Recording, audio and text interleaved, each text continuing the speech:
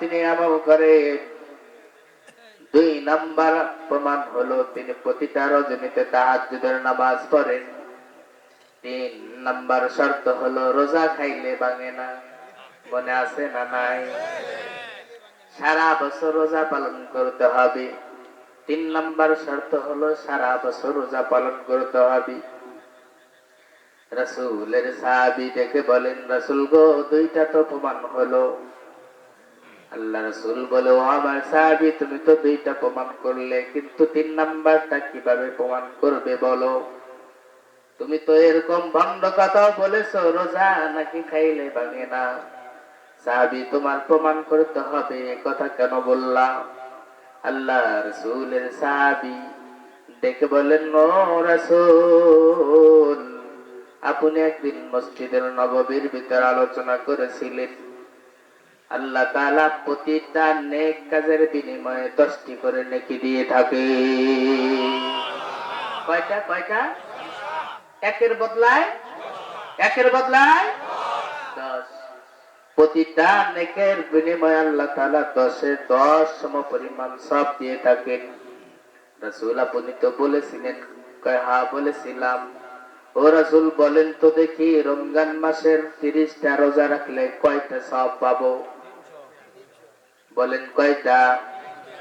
রাসূল বলে, যদি তুমি রমজান মাসের 30টা রোজায় যদি পরিপূর্ণভাবে আদায় করতে পারো, তাহলে আল্লাহ তাআলা তোমাকে 300 রোজা রাখার সওয়াব দিয়ে দিবে। বছরে 1 বছরের দিন হয় কয়টা? 1 বছরের দিন কয়টা? 365। 365 দিনে 1 বছর। 365 দিনে কয় বছর? 1 বছর। আল্লাহ রাসূল সাল্লাল্লাহু আলাইহি ওয়াসাল্লাম ডেকে বলেন, ও আমার সাহাবী, 365 দিনে 1 বছর হয়, তুমি 300 দিন প্রমাণ করেছো, বাকি 65 দিন কি দিয়ে প্রমাণ করবা? তোমার কথা মতো, যুক্তি মতো আমি মেনে নিলাম। আমি তোমাকে বলেছিলাম যে ব্যক্তি রমজানের 30টা রোজা রাখবে, ওই ব্যক্তির আমল নামায় আল্লাহ তাআলা 300 রোজা রাখার সওয়াব দিয়ে দিবে। আমি মেনে নিলাম। বাকি 65 দিন তুমি কি দ্বারা প্রমাণ করবা? আল্লাহ রাসূল সাল্লাল্লাহু আলাইহি ওয়াসাল্লাম সাহাবীকে বলা মাত্রই সাহাবী মুস্কি একটা হাসি মেরে দিয়েছেন আর বললেন, রাসূল গো, এটাও আমার কাছে প্রমাণ আছে। সুবহানাল্লাহ, জোরে বলেন। ও রাসূল, এই কথাটাও আমার কাছে প্রমাণ আছে। আল্লাহ রাসূলের সাহাবী ডেকে বলেন, আবু দাউদ শরীফের 2433 নম্বর হাদিসে কারিমায় তা, মান সামা রমাদানা সুম্মা ইত্তাবা, রাসূল সাল্লাল্লাহু আলাইহি ওয়াসাল্লাম বলেন, যে ব্যক্তি রমজানের রোজা রাখার পরে শাওয়াল মাসের 6টা রোজা রাখবে, আল্লাহ তাআলা ওই ব্যক্তির আমলনামায় 360টা দিন রোজা রাখার সওয়াব দিয়ে দিবে। 360 দিনের রোজা রাখার সওয়াব পাওয়া যাবে। রমজানের রোজা রাখার পরে শাওয়াল মাসের 6টা রোজা, যেটাকে আমরা সাক্ষী রোজা বলে চিনি, ঠিক কিনা? এই সাক্ষী রোজা যদি আমি থাকতে পারি, 6টা রোজা থাকতে পারি, রাসূল বলেন, যে ব্যক্তি রমজানের 30টা রোজা রাখবে আর শাওয়াল মাসের 6টা রোজা রাখবে, আল্লাহ তাআলা ওই ব্যক্তির আমলনামায় 360 দিন রোজা রাখার সওয়াব দিয়ে দিবে। বাকি আছে কয়দিন? জোরে বলেন। 5 দিন। রাসূল মুস্কি হেসে দিয়ে বলে, ঠিক আছে, বুঝলাম, তোমার 360টা রোজা রাখা হয়েছে, কিন্তু বাকি 5 দিন তুমি কি দ্বারা প্রমাণ করবে? আল্লাহ রাসূল সাল্লাল্লাহু আলাইহি ওয়াসাল্লামের সাহাবী ডেকে বলেন, রাসূল গো, আপনি যেদিন মসজিদের নববীতে বলেছিলেন, ওই দিন থেকে আমি সাহাবী রমজানের 30টা রোজা এবং শাওয়াল মাসের রোজা রাখা বন্ধ করি নাই। ও রাসূল বলেন তো দেখি আমি কি 360টা রোজা রাখার সব পাবো না? আল্লাহ রাসূল সাল্লাল্লাহু আলাইহি ওয়াসাল্লাম ডেকে বলেন, অবশ্যই অবশ্যই তোমার আমলনামায় আল্লাহ তাআলা 360টা রোজা রাখার সব দিয়ে দিবে। বাকি আছে এই 5 দিন কি দ্বারা প্রমাণ করবে? রাসূলের সাহাবী মুস্কি একটা হাসি মেরে বলে, রাসূল এটাও আমার কাছে প্রমাণ আছে। জোরে বলেন সুবহানাল্লাহ। এটাও আমার কাছে প্রমাণ আছে। আপনি একদিন মসজিদের নববীতে বলেছিলেন আল্লাহ তাআলা একটা বছরের ভিতরে 365টা দিন দিয়েছেন। এই 365টা দিনের ভিতরে 5টা দিন আল্লাহ তাআলা বান্দার জন্য রোজা রাখা হারাম করে দিয়েছেন। এই 5 দিন বান্দা রোজা রাখবে না, সারা বছর তিনি রোজা রাখতে পারবে, কিন্তু 5টা দিন ব্যতীত। ও রাসূল আপনি বলেছিলেন এই 5টা দিন রোজা রাখা যাবে না, তার ভিতরে একটা দিন হলো ঈদুল আজহার, 2 নাম্বার দিন হলো ঈদুল ফিতর, 3 আর বাকি রইল 3 দিন। এই 3 দিন হলো জিলহজ মাসের 9 তারিখ 10 তারিখ থেকে শুরু করে 13 তারিখ পর্যন্ত, এই 4 দিন। আর ঈদুল ফিতরের দিন কয় দিন হলো? জোরে বলেন 5 দিন। ঈদুল ফিতরের দিন জিলহজ মাসের 10 তারিখ থেকে 13 তারিখ পর্যন্ত, এই 4 দিন। 1 আর 4 হলো 5। রাসূল এই 5 দিন আপনি রোজা রাখা হারাম করেছেন। যদি না করতেন আমি সাহাবী এই 5 দিনও রোজা রাখতাম। রাসূল বলেন নাই তো? বলছিলাম তো, আমি বলছিলাম। রাসূলের সাহাবী ডেকে বলেন, রাসূল গো আপনি যেদিন বলেছিলেন ওই দিন থেকে আমি আমল করি। ও রাসূল বলেন তো দেখি যে আমলটা আমি করি আমি কি সারা বছর রোজা রাখার সব পাইব না? হ্যাঁ অবশ্যই তোমাকে আল্লাহ সারা বছর রোজা রাখার সব দিয়ে দেবে। আল্লাহ রাসূলের সাহাবী ডেকে বলেন, রাসূল বলেন তো দেখি এই রোজা কি কোনদিন খাইলে ভাঙবে? রাসূল বলেন না, এই রোজা খাইলে কথা কেন, এই রোজা খাইলে ভাঙবে না। বিবি চমকে গেছে তার প্রমাণগুলা দেখে। বিবি ডেকে বলেন, ও রাসূল যার সাথে বিবাহ বন্ধন আবদ্ধ হয়েছি গো রাসূল, আমি এই ব্যক্তির সাথে সংসার করতে চাই, কারণ এই ব্যক্তি যেমন আমলদারি তেমন টেকনিক তার ভিতরে আছে। রাসূল গো আমি ভাবতেই পারি নাই এই ব্যক্তি এইভাবে প্রমাণগুলা দিয়ে দেবে। ও রাসূল আপনার কাছে ওয়াদাবদ্ধ হলাম আমি সাহাবী এই ব্যক্তির সাথে ঘর সংসার করতে রাজি আছি। 3টা গুণ সহজ না কঠিন? বলেন না একটু আওয়াজ দেয়, সহজ না কঠিন? সহজ। 1 নাম্বার সূরাতুল ইখলাস প্রতিটা রাতে 3 বার তেলাওয়াত করে ঘুমালে 1 জিল কোরআন খতমের সওয়াব পাওয়া যায়। এই আমলটা করতে রাজি আছি না ভাই? 2 নাম্বার এশার নামাজ এবং ফজর নামাজ জামাতে শহীদ পড়লে সারা রাত তাহাজ্জুদের নামাজ পড়ার সওয়াব পাওয়া যায়। এটা সহজ না কঠিন? সহজ। যারা 5 ওয়াক্ত নামাজ পড়ে তাদের জন্য অতি সহজ, ঠিক না বেটি? এই আমলটা আজ থেকে আমরা করতে পারবো না ভাই? কেরা কেরা পারবো? 2 হাত তুলে দেখায়।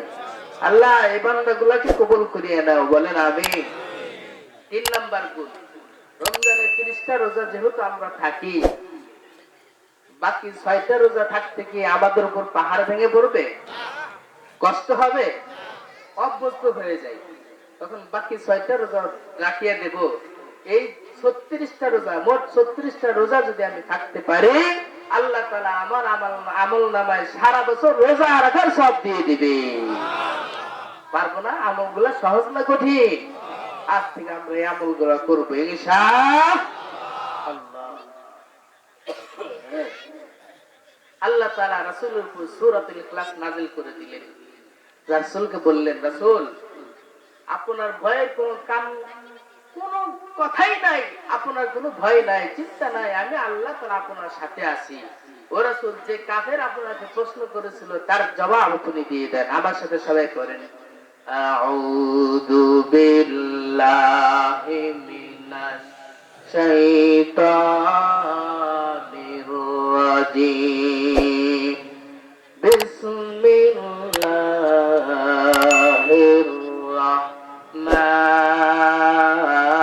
রাহমানির রাহিম, কুল হুয়াল্লাহু আহাদ, আল্লাহুস সামাদ, লাম ইয়ালিদ ওয়া লাম ইউলাদ ওয়া লাম ইয়াকুল লাহু কুফুয়ান আহাদ।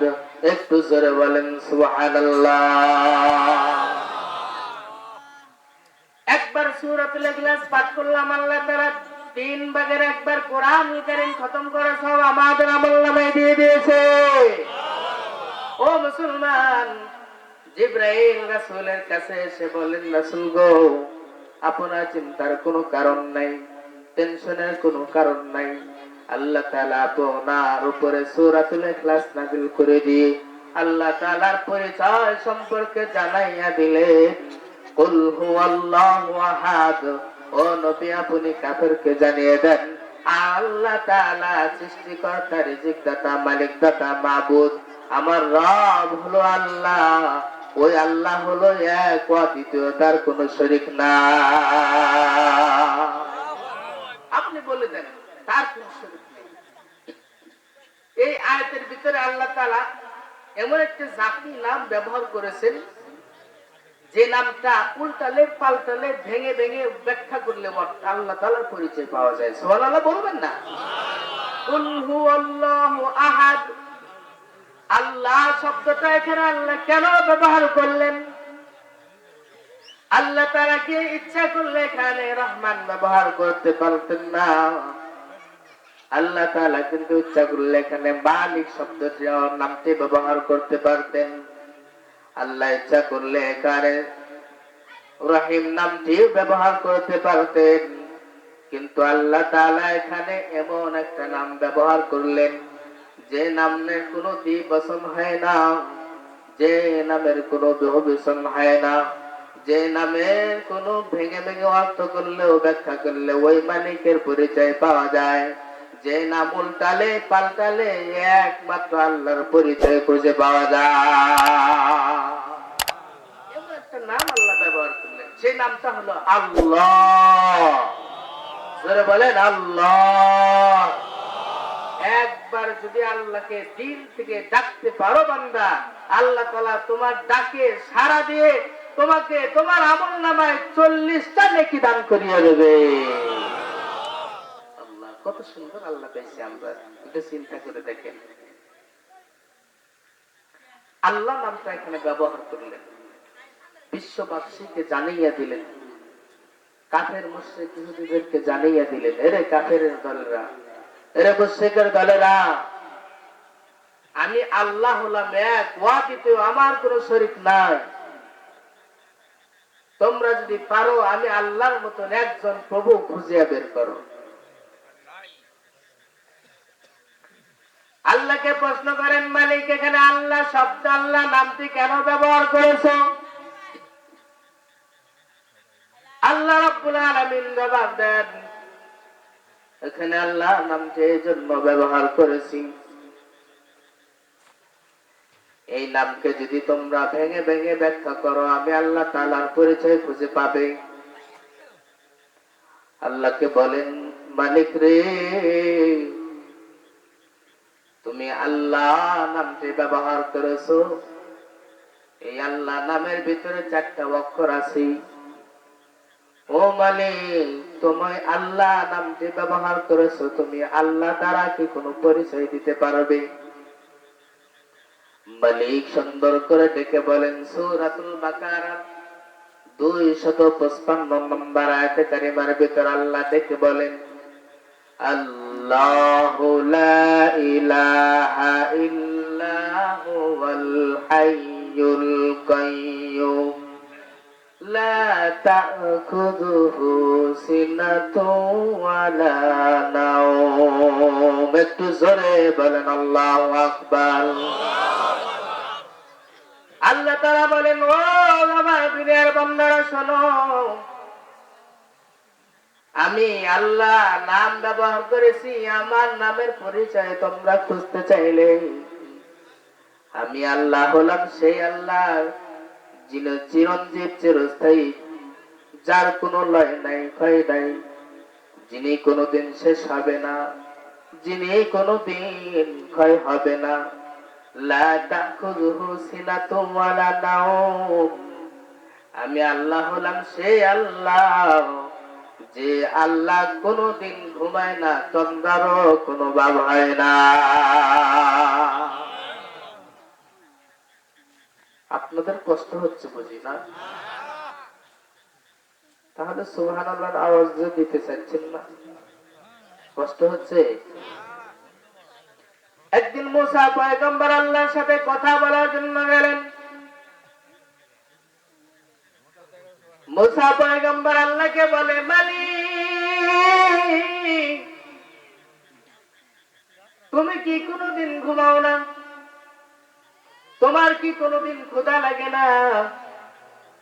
তোমার কি কোনোদিন ঘুম আসে না? আল্লাহ রাব্বুল আলামিন মুসা পয়গম্বরকে ডেকে বলেন, ও মুসা,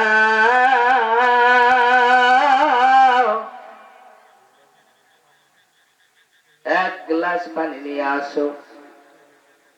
মুসা পয়গম্বর এক গ্লাস পানি নিয়ে আসলেন। আল্লাহ তাআলা বলেন, মুসা রে, পানি হাতে নিয়ে তুমি দাঁড়িয়ে থাকো। মুসা পয়গম্বর পানি হাতে নিয়ে দাঁড়িয়ে আছে। কিছু সময় চলে যাওয়ার সাথে সাথে মুসা পয়গম্বরের জীবনী ভাব এসে গেছে। ঠস করে গ্লাসটা হাতে থেকে পড়ে গিয়ে ভেঙে গেছে। আল্লাহ তাআলা মুসা পয়গম্বরকে বলেন, হে মুসা,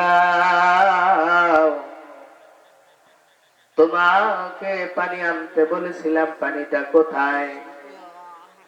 মুসা পয়গম্বর বলে, মালিক, আমার চোখে একটু ঝিমুনি আসার কারণে গ্লাসটা পড়ে গিয়ে ভেঙে গেছে।